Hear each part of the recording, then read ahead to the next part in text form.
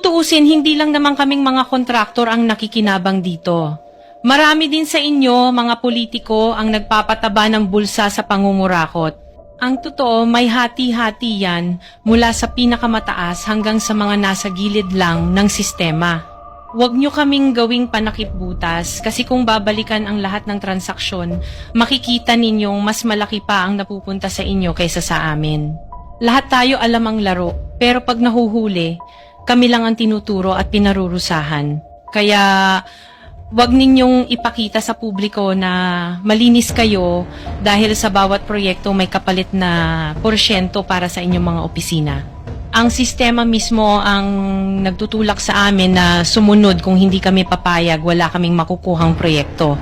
Pero sa likod niyan, kayo rin ang pinakaunang nagdidikta kung magkano ang dapat itabi para sa inyo. Kaya kung talagang seryoso kayong mag-imbestiga, wag lang kaming kontraktor ang sisihin. Tingnan ninyo rin ang mga pangalan na nakaupo ngayon sa mga komite, sa mga ahensya, at lalo na sa mismong mga nagpapalakad ng gobyerno. Dahil sa totoo lang, pare-pareho tayong nasa iisang lamesa, iba-iba lang ang laki ng parte na nakukuha.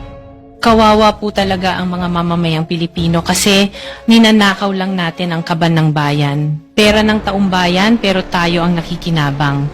Hindi ba tayo nahiya? Ang mga mahihirap mas lalong naghihirap. Kaya tama na ang pangungurakot natin.